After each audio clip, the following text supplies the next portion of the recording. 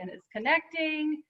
Got some more admitting, but Dill, why don't you, or Josh, why don't you kick us off? Yeah, all right, guys, as we start to fill up the group here, thanks for joining again as the first day of June and coming into summer. So thank you guys for joining. We got a great episode today and a couple great guests to speak to, and I think some interesting questions will come out of that. Just some housekeeping notes. Please remember to connect with anybody in the group on the Intrepid Spirits Facebook page.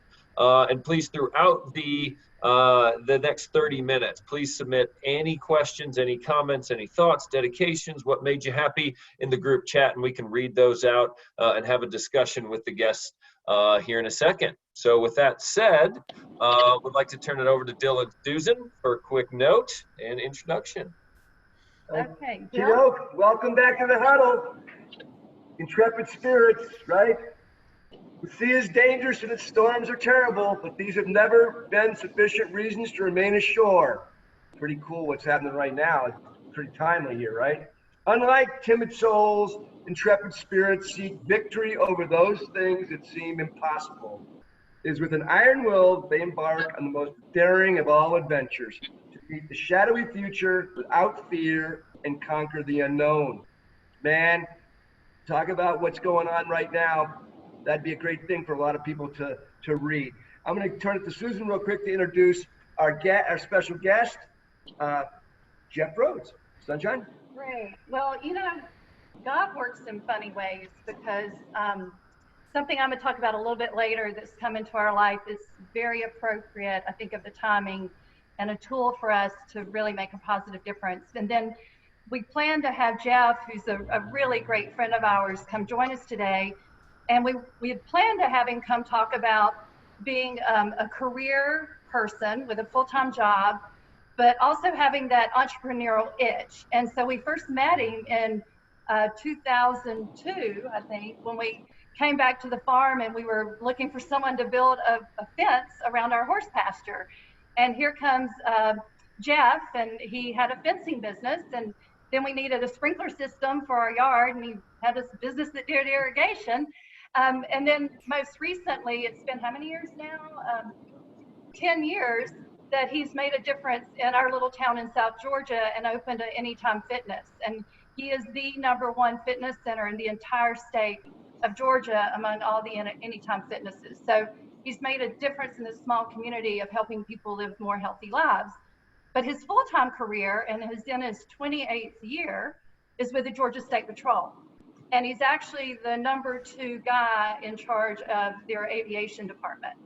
And so I think there's some timely discussions to be had today with the career that he still has today and the life that he lives outside of his entrepreneurial world. So he's going to be our guest, be thinking about some questions that you may have for him, because I'm sure there may be some questions that's very relevant today.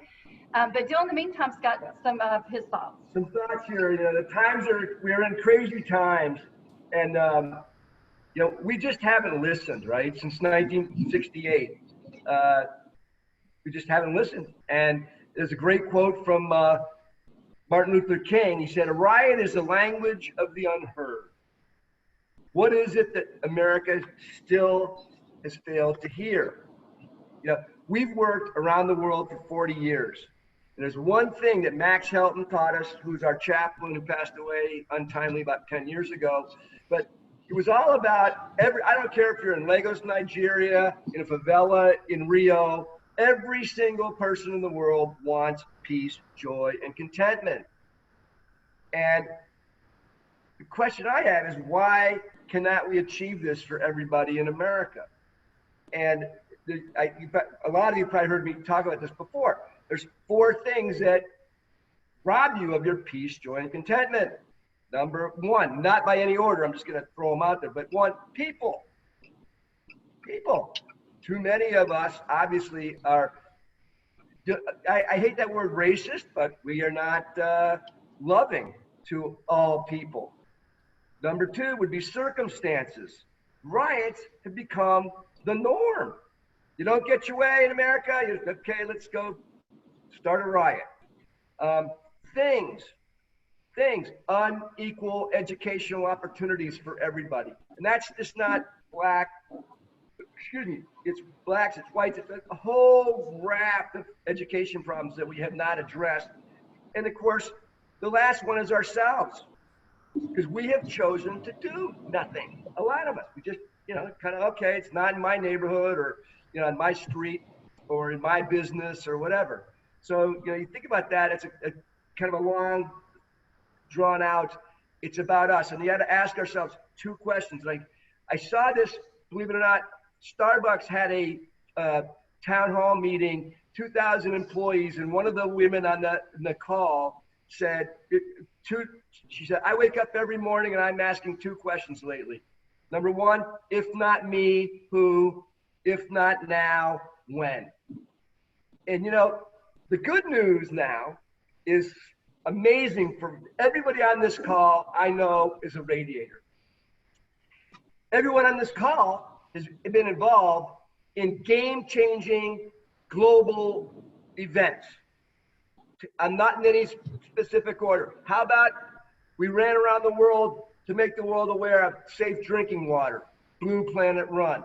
How about Bono and Geldof and $1 billion of debt relief in Africa? That was Live 8. How about our buddy Al Gore that said global warming? If it's called it climate change, I wish he had. I think that would have resonated better, but that was Live Earth.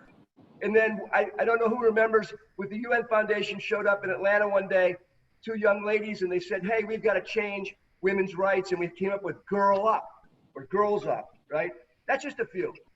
So we know we can help in this, what's going on right now on this phone call. We are radiators. We know how to go and make friends. We know how to change the world. It's part of our DNA. We've got to help in our individual ways to make a plan and then work the plan. And I just know on this phone call, something's going to come out of this over the next 6 months, hopefully sooner. Be nice to be 6 weeks or 6 days. But I think that there's things that we can do because we've done it before.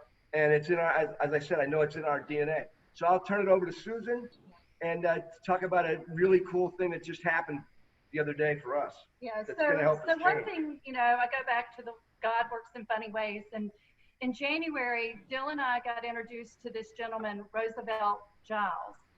And he's an interesting guy in that he's owned technology companies. He's run, I don't know how many marathons, in fact, one in Antarctica in the last 6 months. But more importantly, he is the chairman of a company called Atlanta Life. And he told us the story of Atlanta Life, and just, we really ever since then have just been like, okay, how can we help this entity to get their message out and really do a lot of change? Well, what's so special about Atlanta Life? Well, they were founded in 1907 by Alonzo Herndon. He was a freed slave. He was a sharecropper, and he started a barbershop in Atlanta. And he did it at a time where he couldn't even walk through his own front door. He had to come in the back. But while he was cutting hair and becoming one of the most successful African-American businessmen in the country, he was listening to these white guys talk. And so he decided, you know what, I can do something even more to make a difference. And at that time, a lot of his people were not able to bury their family in dignity. So he started Atlanta Life in 1907 to help them have life insurance at affordable prices so that they could bury their family in dignity. And from that, the company is still alive, still going. He was responsible, he helped found the Niagara Movement, which became the NAACP. He invested into the Tuskegee Institute with his good friend Booker T. Washington. He had one son, Norris. And Norris was an interesting character in himself. He was one of the first African Americans to graduate from Harvard. He happened to be homosexual in a time where it was really tough to be Black and a homosexual. He was the only child. He had no children. And he did a phenomenal job growing the company. So what he did, and it'll be the 70th anniversary this year, is he started the the Herndon, Alonzo F. and Norris B. Herndon Foundation. And what he did is he made that foundation own 70+% of Atlanta Life Company. And so what Atlanta Life Company does today is they are a major life reinsurance company. So companies like Delta Airlines, Chick-fil-A, they go and they buy their group life insurance. They buy it through Atlanta Life. They get credit for investing with a diversity company, which is great. But what's even greater about it is all of their profits then, or 70% plus of them, go to the Herndon Foundation that then goes to the local communities for education, for health, for maintaining historical places and preservation of the story. And so we believe, in fact, we've got a call with Robert this afternoon, because we believe that Atlanta Life can play a very, very critical role in helping to pay attention to the things that we need to pay attention to. So as we go along, we invite you guys to join our party. We don't know what it's going to look like, but we believe that we've been given a catalyst and a group of people to work with to really, truly make a difference. Right. If you go to, I believe it's in Sweden, where the Nobel Museum is, the Herndon Foundation is there because they basically funded Martin Luther King in the civil rights movement. They're amazingly great people, I got to tell you. So with that, we're going to Jeff.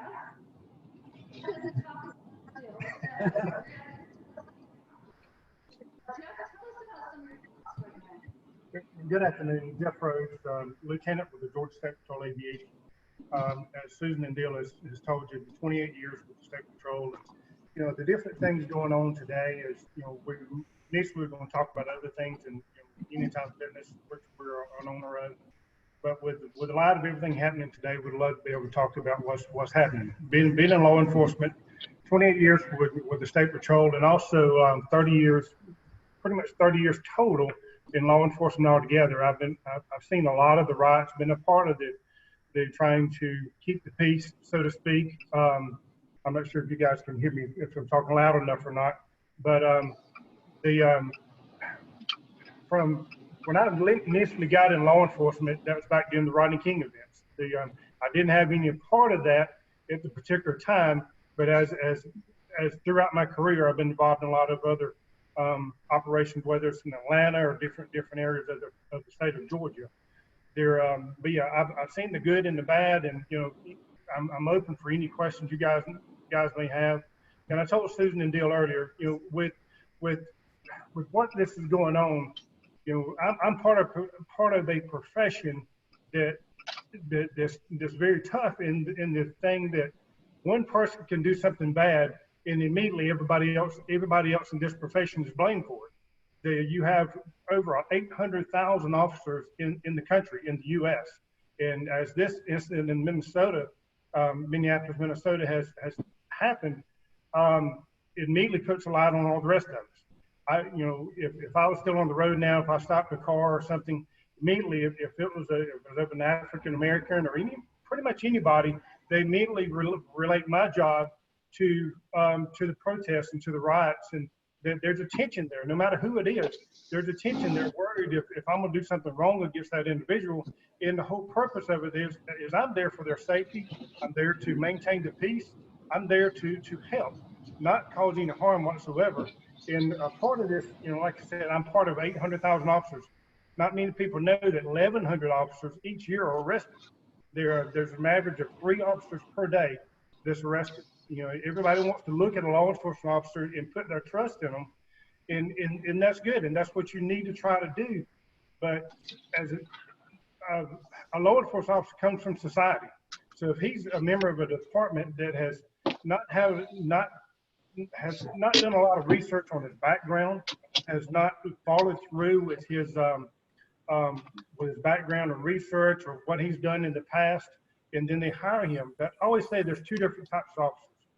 2 different types of law enforcement officers. There's ones that want the job, want to protect and serve, and want to truly be able to help. Then there's the other category. There's those that just looking for a job.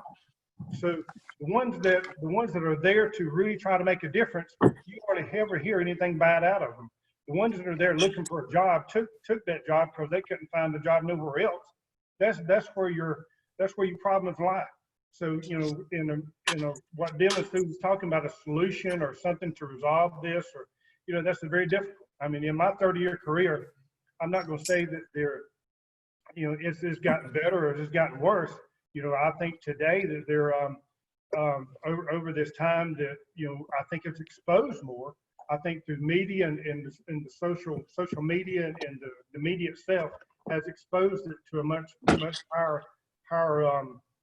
higher degree as opposed to it has always happened. But there, I wish it jeopardizes my job when you see this, when you have to see this happen in Minnesota. It's just like back during the Ferguson riots, when all of that was going on, you had so many officers that was ambushed. There's an average of 160 officers that are killed each year, and most of that is that is actually 160 officers killed in the line of duty. Excuse me. That has been from ambush, from gunshots, to whatever it is. And you saw the increase of that after the Ferguson riots. And it'd be the same thing now that after this situation, there's tension there, and so you have groups out there. They wake up in the morning. That's what they want to do is go kill a law enforcement officer. And there's something that I didn't do wrong. 799,000 of the officers didn't do anything wrong, but we've got to pay for what this particular individual's done. But I'm gonna kind of stop talking as much and let you guys answer any, ask me any questions. I'd be glad to answer any help any way. Well, thank you, Jeff. I think we've got one question would be great to hear your experience on, since you have so much in the field, from Adam Atkins asking, what would you feel would be the best mechanism to end the current protests and riots right now? And perhaps is that the arrest of the other 3 officers, or where in your experience do you see this coming to a conclusion, and what can be done at the moment? And thank you for the question. That's a good question there. I think anytime something like this happens and it is in plain sight, and it is something that's going to excite protests, that's going to excite riots, I think they do need to go ahead and immediately arrest the other officers involved in this situation. They need to try to find a way to resolve it, because anybody knows in the justice system, this is going to take a long time. It's going to take time to go through the court process. It's going to take a long time for this to go through. But go ahead and swift action. And as far as what's going on now, if you guys are, you can research it now. The majority of the arrests that are happening in these riots, they're people that are coming from other states. I think they said 80% of the arrests, and not just in Atlanta, Los Angeles, New York, is from a group that's coming from other states. They have an agenda. They have, and I'm not looking political whatsoever. It's that same group that's trying to hurt law enforcement. That's trying to cause harm in a particular way. I think they had just in Atlanta the other night. You had several of them from Chicago. You have different people involved. That's turning a protest into a riot. So it's turning something that there's nothing wrong with a protest whatsoever. And as you've seen in the media, that there's a lot of law enforcement officers that are part of the protest. And that's a good thing. That's what we believe in. Like I said before, nobody hates a bad cop worse than a good cop, because it makes us all look bad and we're trying to do our job. But that's something that you need to have swift action on. Anytime this happens, whether it's in Brunswick, Georgia, which you guys might have heard, or it's in Minneapolis, Minnesota, whether it's in Ferguson, you need swift action. Go ahead and get it resolved. And as far as the protests going on now, us as law enforcement officers, we have sent hundreds of state troopers to DNR rangers. Everybody's trying to help in the protest, and just to support the protest, keep everything peaceful, and let everybody speak their piece. But when it gets to where you're causing bodily harm or destruction of property, then it has to be stopped. Got it. I think it's a great answer. We've got another question from Remco Boss here about, in your opinion, do you feel your job got easier or harder once you started to have to wear a body camera? I believe it got easier, very much. It is very open. That body camera works in both ways. when I was on the road, when I was actually stopping cars and confronting people, the body camera proved that there were several cases where people would actually make up things. And I knew, even though I had a camera in my car, they would even say, "Hey, I did this. He touched me, or he assaulted me, or he did this." You know, there's so many different things people will try to do to make you lose your job. The body camera, there's no line in there's no doctrine in that video that you can change anything. It is plain sight. I think that's the best thing that law enforcement's ever come up with. Great. We got more questions coming in, Jeff. Thanks so much. Next one here from Ryan. How can we prevent future riots? Do we have to go through this every time something bad happens? That's a very good question. You know, it's like Bill said to start with, we've had riots for a long time, from the Ferguson riots to the Rodney King riots to that would be that's a good question. I wish I knew how to prevent this. You know, with the racial tensions going on now, you know, and me personally, you know, I've worked with hundreds of officers out there. The percentage of anybody doing anything on a racial standpoint that I've seen over my career is very, very slim. So, you know, you have to be careful where you get your news, where you get your information from. You know, it's bad no matter what, but it's sometimes it may not be as bad as what you think, but the media highlights it to the point where, you know, this is a racial thing. There's no proof that the thing in Minnesota is anything racial. Yeah, you see what happened, but you also don't hear about the black Minneapolis Police Department, Minnesota police officer that killed the white woman, murdered her. And like I said, in an average each year, there's 1,100 officers that are arrested each year. That's but to try to stop a protest, to try to stop that from happening, you know, I've worked in the state capitol for years, and I've seen it. I've seen that there's pretty much a protest every day during the legislative session. Somebody's protesting about something. But the biggest thing about it is when it leads into a riot, the quickest thing you can do is act swiftly, arrest those that are causing destruction, and to stop them. Set an example. And I know that sounds aggressive, that sounds harsh, but so many times it's being instigated by others. Yeah, and you had mentioned Rodney King, and you were part of that or in the force during that time. Do you feel like this is on par with that? Is this worse? Is it different? What in your experience, as you've seen throughout the years, does this kind of rank in your mind?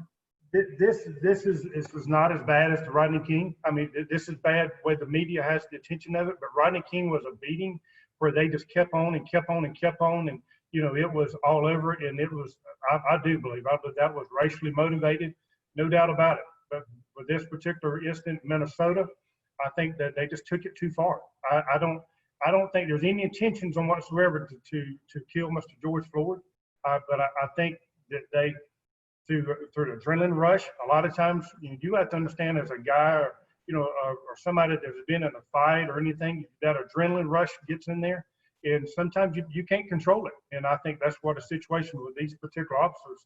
I don't know if Mr. Floyd resisted arrest. I don't know what caused that to get to that standpoint.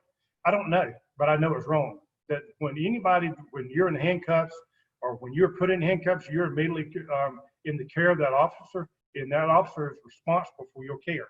So it went way too far. But yeah, that's to say that is the same as Rodney King. There's a death involved, but there's a death involved with this one. So I guess you could say it was bad. Rodney King did not result in a death, but it was.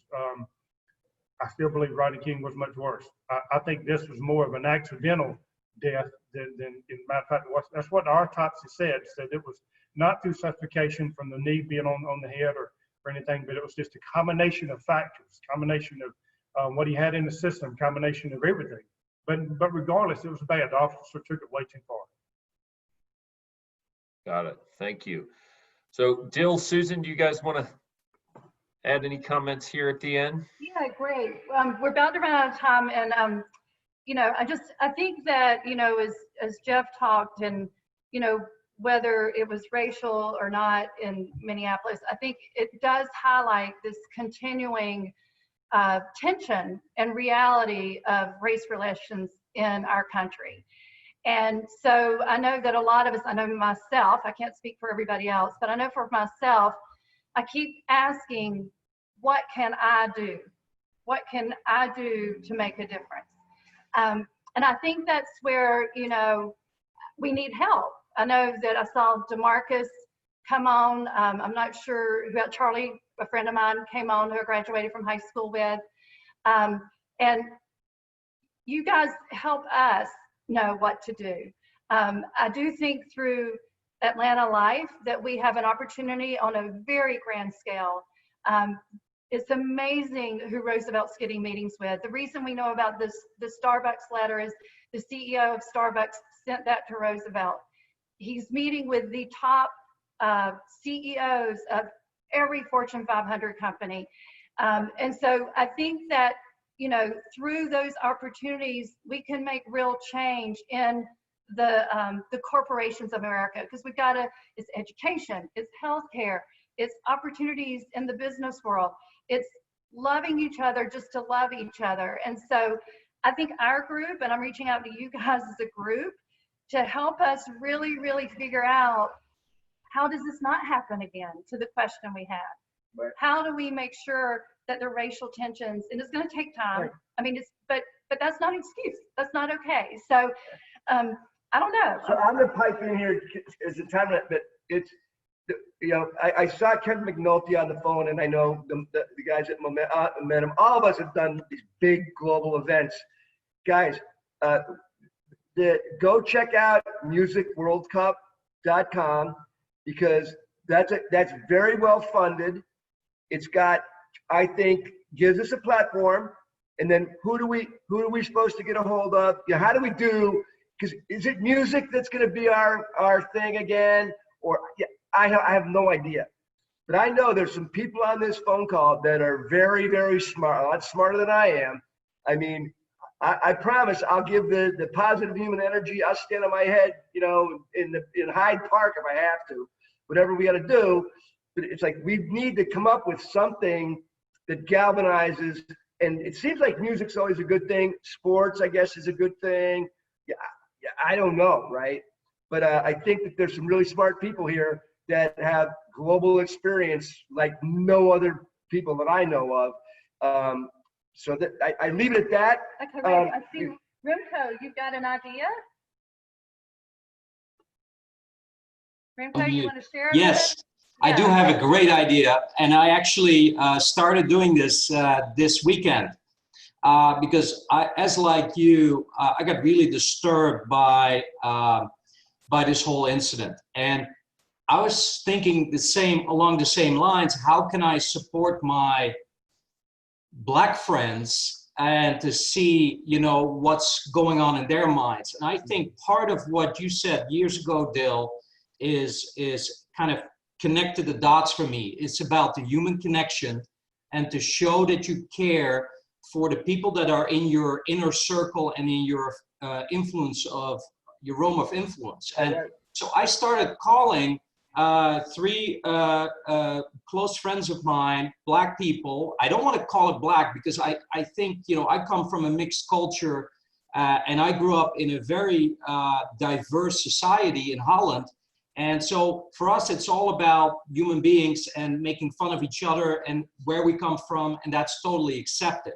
So I see different levels of discrimination that happen here that are more sensitive. And so when I started making these calls, what happened was that they were very appreciative that I even thought about that and see how they will feel. But the result of those calls translated to, like, not every white person is a racist, and it sounds kind of obvious, but it's the first step of creating that interaction where we know that not everybody thinks and feels like this. And I think that needs to be re-emphasized. And if we all make, you know, 5 to 10 calls, then it will ultimately change the world.